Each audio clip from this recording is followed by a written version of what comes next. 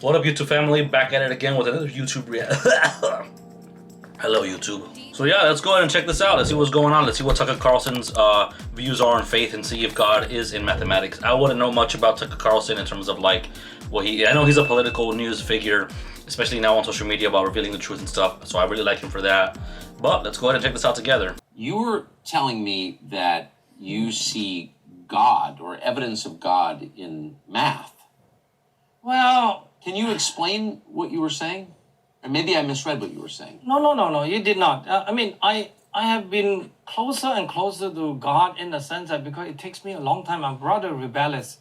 You know, I have to say, damn it, God, you got to prove it to me. Show it to me, buddy. Just kidding. Oh, I'm sorry to anybody. No offense. But I really say it in that way. You know, you talk to yourself in a sense. But in many, many moments in history of physics or mathematics, things come out. You see, mathematics, you know, is this very pure word that it seems to have no connection to real world physics. That's right. Huh. It's true. It's complex number. It's one of them. But it appears in quantum mechanics, right? It's so beautiful. But one of the things that sometimes you see in equation is so amazing. When you formulate, maybe it's not right. Maybe it's this and that. Maybe you doubt yourself. But one of the most beautiful equation was the one that derived by Paul Dirac. He's a professor at Cambridge University, but he retired in Florida, by the way. I don't blame him. In Florida, Oh. Tallahassee. I mean, it's a refuge for him because he doesn't like to talk. He will sit there for 5 days, he don't talk. One day, all of a sudden, he talk. But anyway, he formulated, he's a beautiful man. Paul Dirac, he formulated this relativistic equation for electrons. But in one of the equations, the solution come out to be a negative sign. Not only that, there's a square root involved, so there's strange behavior. There's a negative sign in law, but it has the exact property, like an electron and all that stuff. How come? Right. Everybody say you're crazy, you're stupid, this and that, right? he's not even he didn't, no sweat, buddy. He just say, I am right. Many years later, few years later, it is shown in Caltech by Carl Anderson to show there's actually such a thing called positron. You know, the opposite, the brothers of electron. Right. There's such a thing. And then if you ask yourself, how is it possible? Right?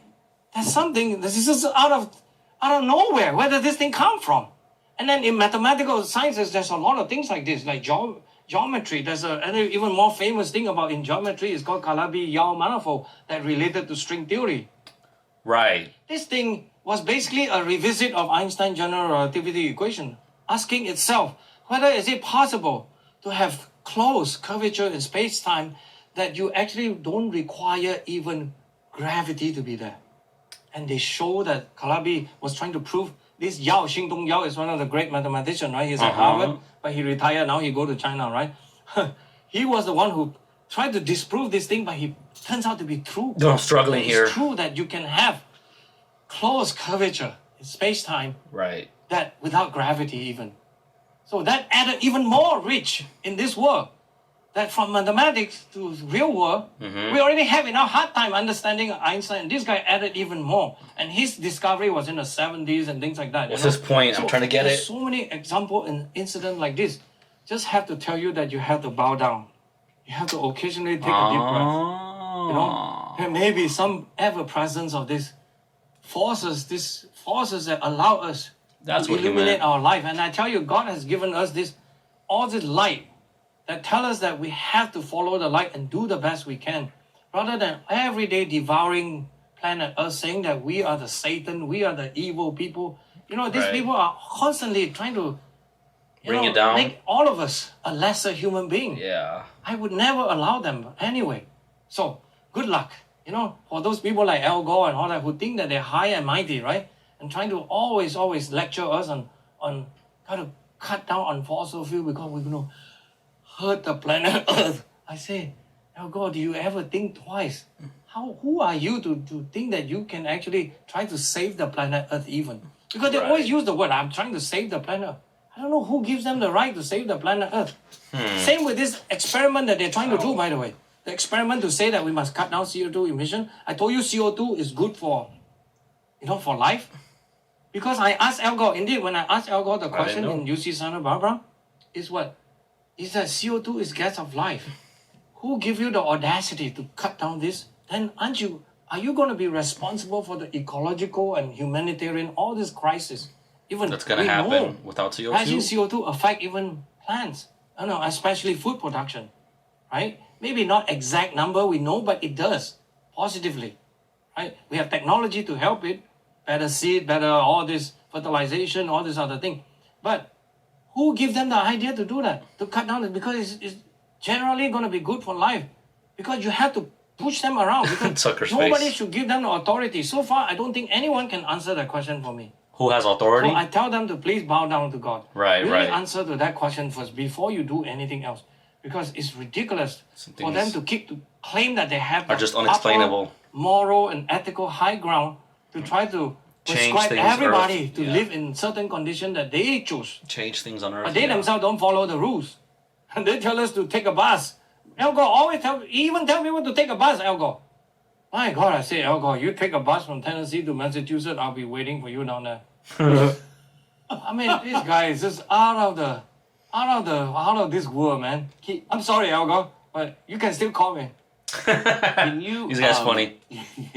Really soon. Thank you. But before you go, last thing for viewers who want to know more about what you do, can you say once again where they can read it? Please, I hope that I don't disappoint anyone, but please come to series-sign.com.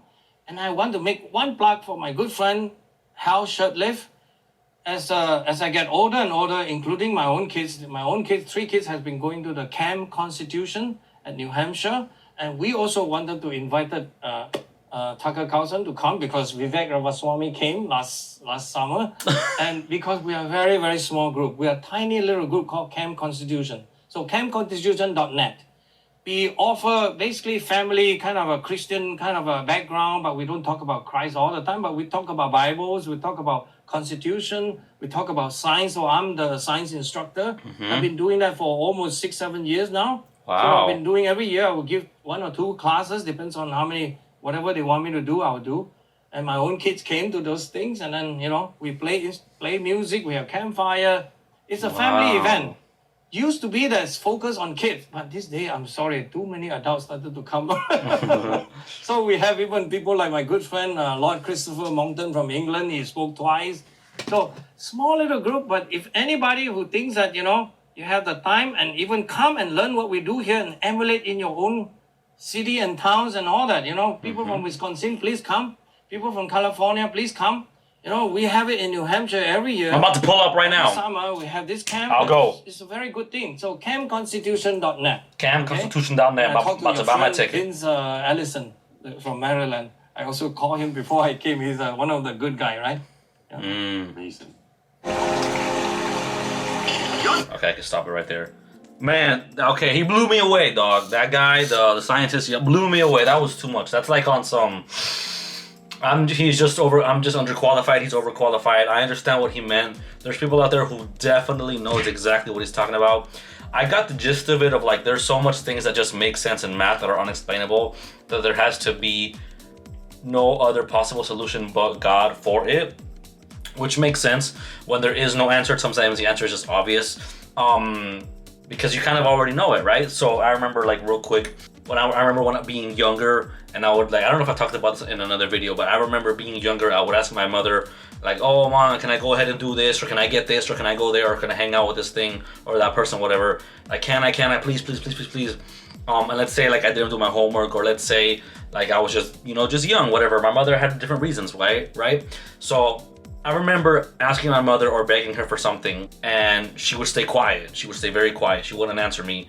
And I'd be like, please. And in the back of my mind, like, I know why she's quiet. It's because I already know the answer. I'm just trying to, like, mess around to see if I could change it, try to manipulate it, to see if I can enforce my own will on a solution so that way I'm satisfied. Kind of like being a little spoiled, I guess. But in Spanish, she would say, mi hijo, mi silencio lo dice todo. Or, I mean, she wouldn't really say that. It was like, oh, my silence is the answer. Like, you already know it, right?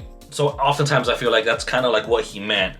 So I think it was the power of the Holy Ghost that helped me, because I was a lot of math. Math has not been my strongest subject. For those of you that know, I wrote 3 books, so literature in English is much better for me. But for what that guy said, it was pretty impressive. I understand his motif, right? It was very powerful where he realized that, like, you know what? I just don't know what else to do. Like, all of this evidence makes sense, yet it's not supposed to, and there's no real possible, I guess, like, connection to these things that make it make sense, but God. You know what I'm saying? So that's like how I'm interpreting what he says. So I guess the proof of God in mathematics primarily comes from the things you cannot prove, but still make sense. So that was pretty intense. Thank you, Tucker Carlson. I forgot the guy's name. I'm excited about that guy's camp. I'm in Omaha, Nebraska, so I don't know, I might have to book a flight over there. That'd be fun to go, you know. It's interesting to expand your horizon. Bible says be knowledgeable in all things, to give an answer to everybody who asks. You could be a jack of all trades, whatever, but what I'm trying to get at is that it's important to educate yourself or increase in knowledge and wisdom in different kinds of fields, so that way you can at least find some sort of inkling of what they're talking about. Not everything is meant for everybody. However, if you're good at something, you'll eventually be able to sometimes even find God in that. You know, one of the things I like to do is like dancing. I haven't done dancing in forever. I always say I'm gonna get back to it. I make videos, whatever, about it, or I talk about it a lot. But even then, I remember creating something from nothing, and I would create dance routines or rhythms or something that I would like to do. And it would teach me that I'm like, I have this knowledge of how to do something. Let me create something. Not that I'm God, but God allowed me the possibility to be creative and figure things out and see how things work together to create a masterpiece. But in spite of all that, man, this was good. Is there evidence of God in math? Yes, but then again, I'm underqualified, so it could also be no. However, in the beginning, there's evidence of God everywhere. There's evidence of God in even the smallest things we do. But all right, you guys, this was a pretty dope video. I'm happy that I was able to watch that. It hurt my brain a little bit, maybe because it's like about 2 in the morning. But I still did it. I watched it. It was awesome. It was powerful. I hope you guys enjoyed this reaction. Please tell me what you guys think about what this guy said. Did you understand it? Are there any math people who heavily enjoy my content who actually can speak the language of math, who know what this guy's talking about? Because I was kind of lost. But for the most part, I feel like I did try my best to understand. But yeah, hope you guys enjoyed this video. God has been good to me. Hope God has been good to you. And as always, y'all, stay blessed, y'all. Peace.